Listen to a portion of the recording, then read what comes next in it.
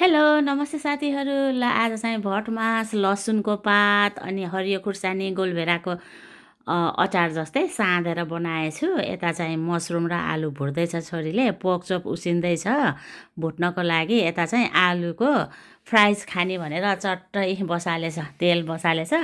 यता चाहिँ मुलाको तरकारी है, यो चाहिँ चट्ट लाएर मुलाको तरकारी बनाएको छु, ग्रेभी। आज चाहिँ दाल छैन, आज चाहिँ सुक्खा सुक्खा खाने। पर्क पनि पुरा पहिला उसिनेर पछि मसिनो गरेर पुरा भुटेर छोरीले बनाएछ लेटससँग खानलाई। यता चाहिँ आलु र मसरुम पनि रेडी भयो, फ्राइज पनि रेडी।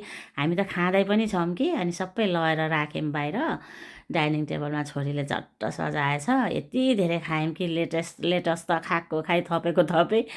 बाबुले चाहिँ भात खाएन, मजाले त्यही मासु अनि भटमास हाल्यो, अनि आलु चिप्स हाल्यो, मसरुम हाल्यो, टक्क खायो। हामी त भातै खाएछौँ है। बुढोले नि भात पनि लिनुभएछ, मैले पनि खाँदैछु है, यो ऱ्याप गरेर नि खाँदैछु। यति मिठो भएको, कति धेरै खायौँ कि हामीले त आज त लेटससँग। छोरीलाई फेरि, छोरीको फेरि चिकन छ है, उसको त फेरि बेस्ट चिकन करी पनि ल्याएछ, अनि खाँदैछ। ल हामी चाहिँ खाँदै इन्जोय गर्दैछौँ। हजुरहरूले पनि इन्जोय गर्नु।